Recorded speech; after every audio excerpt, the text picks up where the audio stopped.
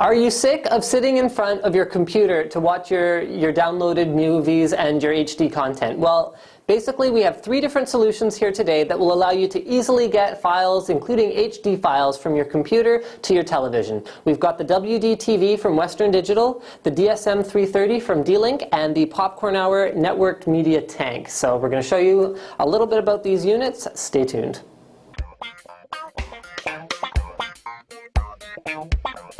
Now the WD-TV is the most basic of the units we have here today. It's got 2 USB ports, HDMI out, optical audio out, and it's got composite video and stereo audio out as well. Now the other 2 units have all of that and more. The DSM330 has coaxial audio out, S-video out, component video out, and it also has a LAN port and a wireless antenna. That's because this is a network unit only. It has no internal storage and it doesn't read off a USB hard drive. The Popcorn Hour has, again, the same as the DSM330, component video out and S-video.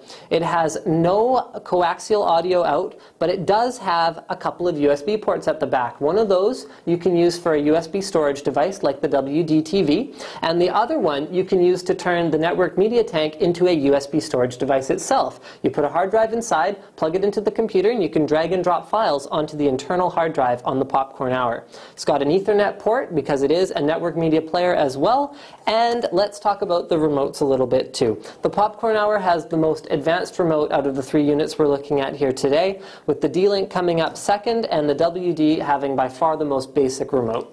So the cameraman had some interesting questions for me off camera. How do these actually work? So basically the WD-TV, I plugged it in, I plugged a hard drive with some media files in it.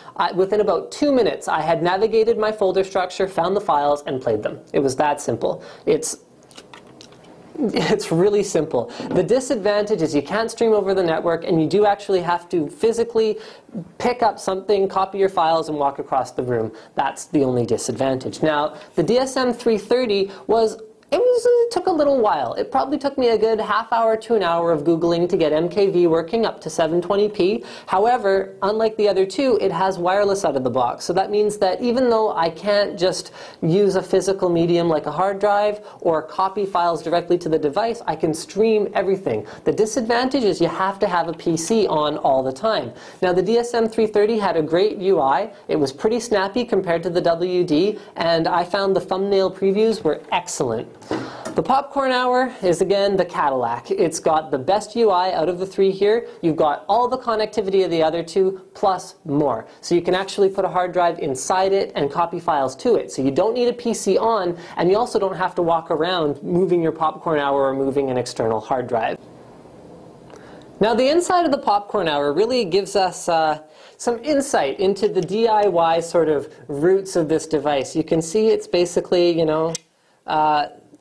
it's like something that you would build if you could buy a motherboard for the Popcorn Hour and stick it in an enclosure, which, by the way, you can. There's a B version of the Popcorn Hour you can install in an NCIX case. Now see, you've got your drive rails for just a standard SATA 2 hard drive. You can check out the Popcorn Hour forums for a long list of compatible hard drives. And the Popcorn Hour does have a huge community following. So that means you can find support to do pretty much anything you want, from custom UIs to anything under the sun with this device. It's also got support out of the box for more than any of the other 2, including weird aspect ratios like 16:10 if you wanted to use a computer display, which I did test. And honestly, the Popcorn Hour, if you can afford it, is the best option of the 3 we have today.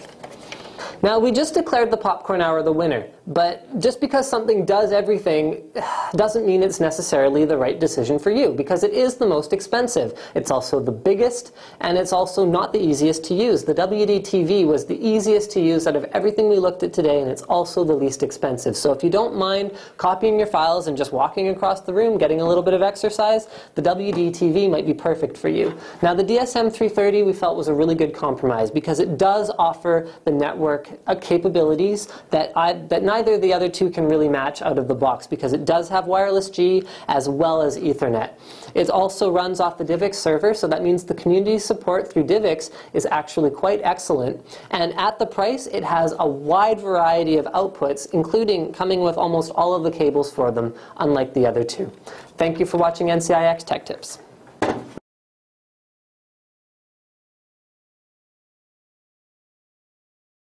Now, because the DSM330 is dependent on a server PC running the DivX connected server, it means that there's a couple disadvantages or advantages depending how you look at it. First of all, you can do everything wirelessly. That means you can take your media using something like a DWA556 from the PC to your router and then stream it directly from the router to the DSM330 with no wires at all. The others can't really compete with that. Now, the DSM330 does depend on the CPU power of that server PC. All of the decoding of the media files is done on the PC and then streamed. So it means if you have a very old computer, it's not going to work very well, especially for HD.